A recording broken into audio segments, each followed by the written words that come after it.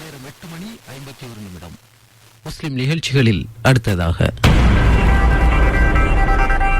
சஞ்சாரம் சமூக சித்திரம் வழங்குபவர் திக்வல்லை சஃப்வான். பிரதி அக்குரணி பிஷ்ருல் ஹாஃபி.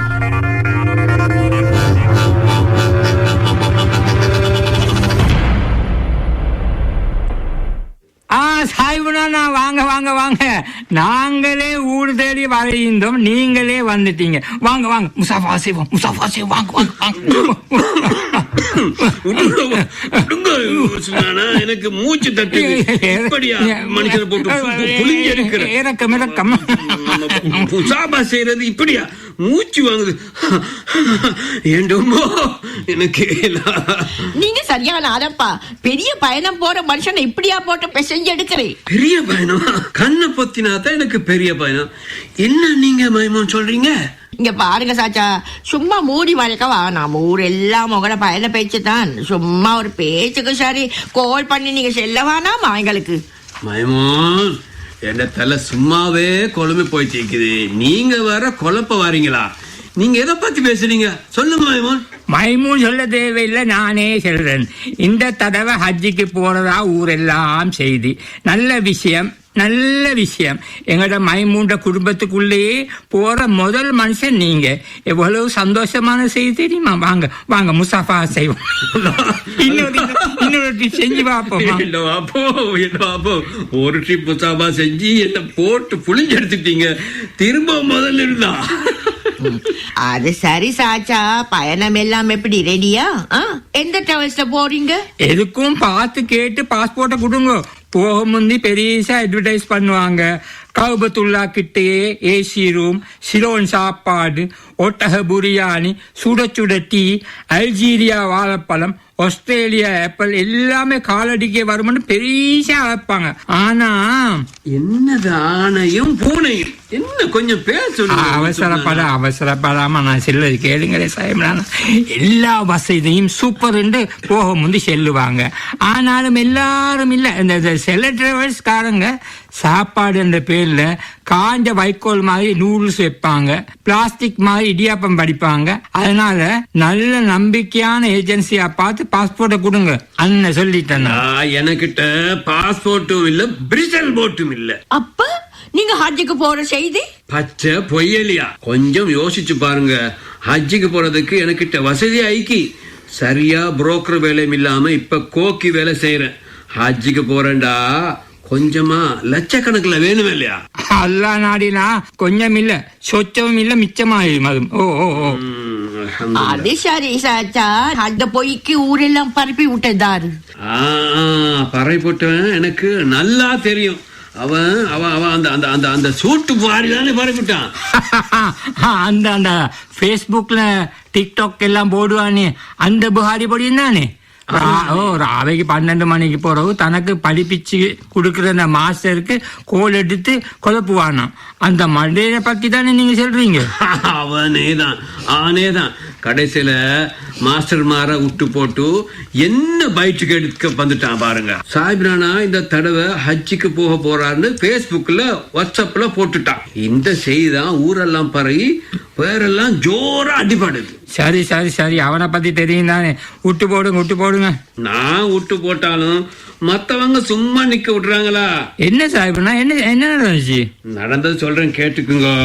அன்றைக்கு மரக்கறி வாங்க மார்க்கெட் பக்கமா போய்கிட்டு இருந்தேன். இனி ஒருத்தர் என்ன நோக்கி அவசரமா வந்துட்டு இருந்தாரு. அஸ்ஸலாமு அலைக்கும் சாஹிப்னா. வலைக்கும் அஸ்ஸலாம். தாரு நீங்க புந்தி கண்டி பழக்கம் இல்ல. நீங்க என்னவோ தப்பானோட பேசுறீங்க. நீங்க நினைக்கிறாள் நான் இல்ல. நான் பக்கத்து ஊரு, உங்களை தான் சந்திக்க வந்தேன். என்ன நின்று கொண்டு பேச்சு? வாங்க அந்த கடைக்கு போய்த்து சாப்பிட்டு கொண்டே பேசுவோம். தம்பி, எங்கட சாஹிப் நானாக்கு ஸ்பெஷல் ஆட்டிறைச்சி பிரியாணியும் ஒரு பிளேட் கொண்டு வாங்க.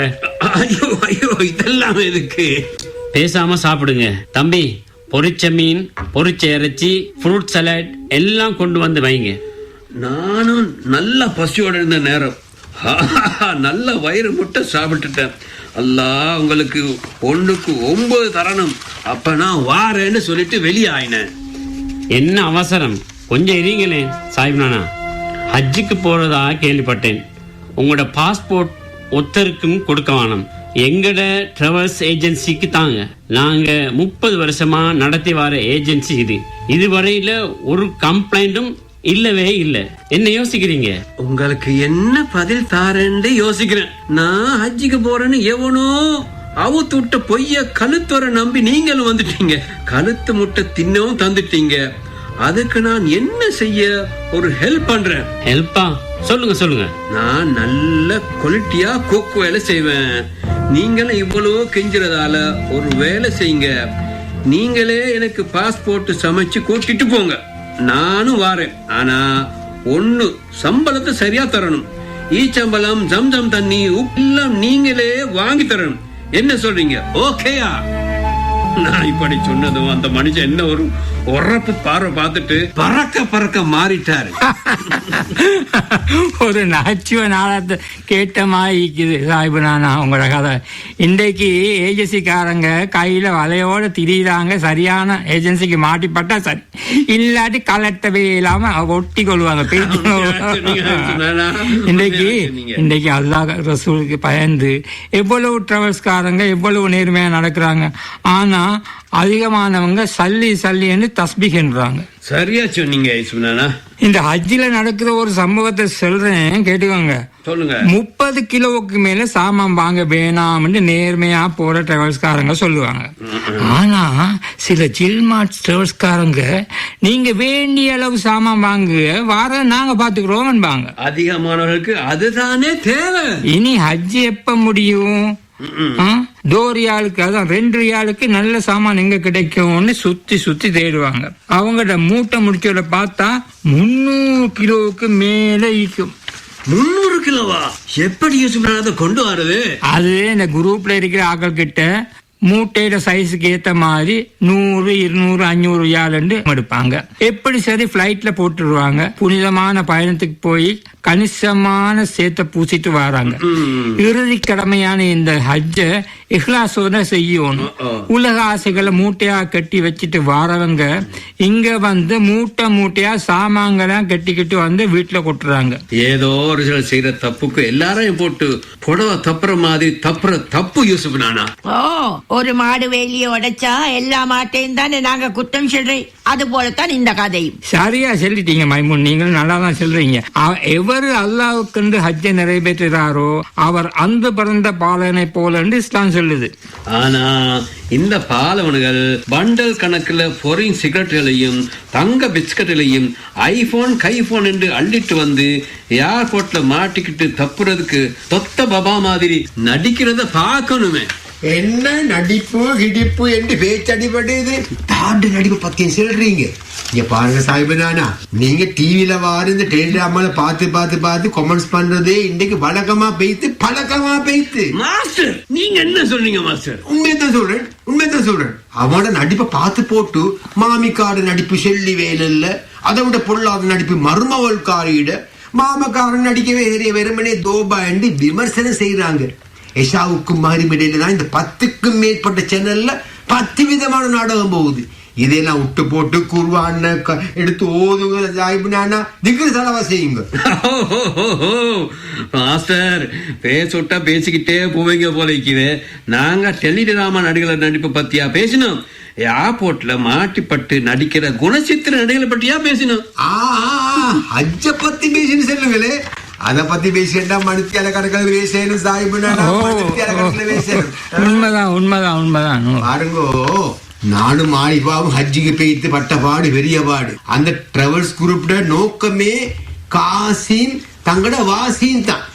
கபத்துல்லாவில் எங்களை இறக்கினது பொறவு தவாபெல்லாம் முடிஞ்சு பார்த்தா கூட்டிட்டு வந்த குரூப்பையும் காணல, சேர்ந்து வந்த ஆக்களையும் காணல, மௌலவியும் காணல. கண் காணாத அந்த அரபு சீமையில நானும் பொண்டாட்டி ஆரிவாவும் மிஸ் ஆகி வரப்பட்ட வாடு.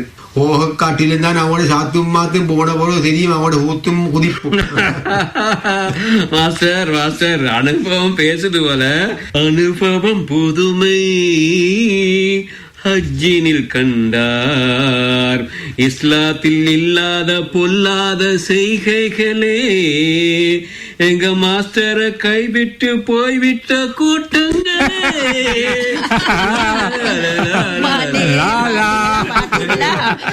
ஹஜ்ஜ பத்தி பெருசா பேசுறாங்க. ஆனா அவனோட நடவடிக்கை எல்லாம் ஏத்தத்துக்கு மாத்தமா தான் இருக்குது. நாங்க இப்ராஹிம் நபியோட தியாகத்தை குறிக்கின்ற இந்த குர்பா நிகழ்ச்சியை மட்டும் எண்ணி பார்க்கிறோம். அவனோட வாழ்க்கையை மனசுல நிறுத்தி முன்மாதிரி வாழ நினைக்கிறதா உண்மையான ஹஜ்ஜி. உண்மைதான். அட்டகாசமா வாழ்ந்த நம்புவதுக்கு எல்லாரும் பணிஞ்சாங்க. இப்ராஹிம் நபி அவனுக்கு கொஞ்சமும் பயப்படல.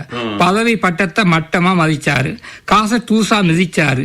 அவரோட துணிச்சல நாங்க ஹஜ்ஜில நினைக்கணும்.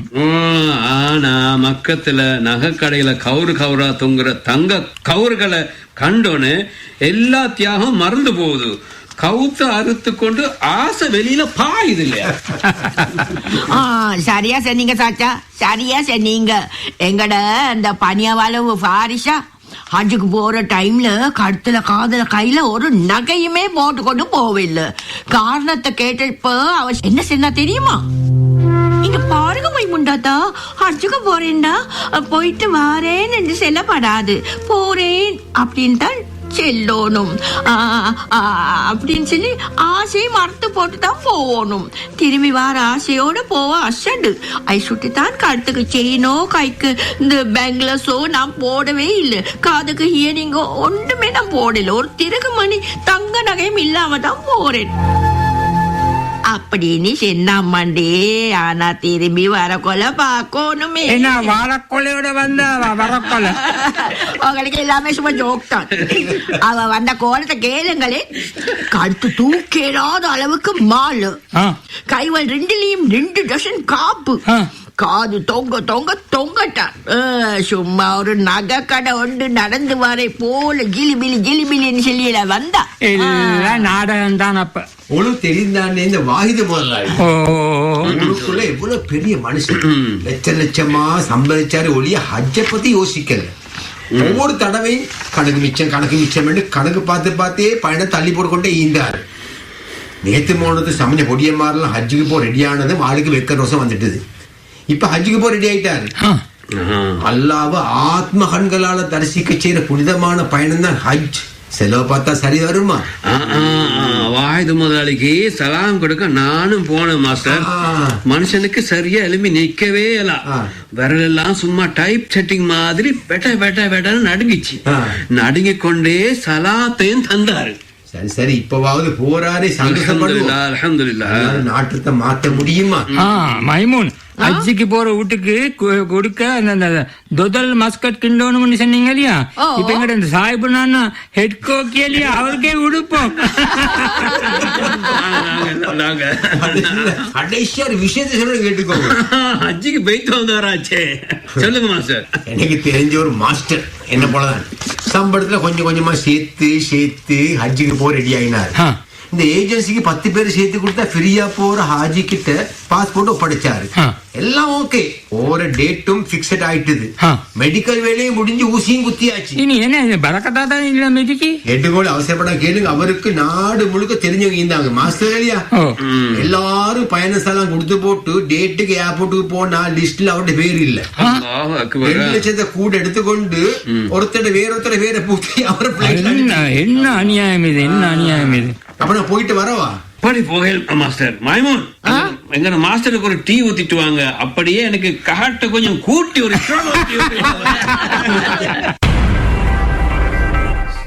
சஞ்சாரம் சமூக சித்திரம். பிரதி அக்குரணி பிஷ்ருல் ஹாஃபி. பங்கு பற்றிய கலைஞர்கள் கலாபூஷணம் மஹதியசன் இப்ராஹிம், கலாபூஷணம் நெய்ரஹீம் ஷாஹித், கலாபூஷணம் திக்வலை சஃப்வான் மற்றும் அக்குரணை சஹாப்தீன் ஆகியோர்.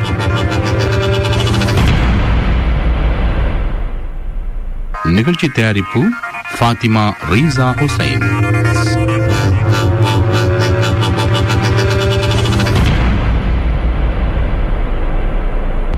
சஞ்சாரம் சமூக சித்திரம் கேட்டீர்கள். வழங்கியவர் திக்வல்லை சஃப்வான்.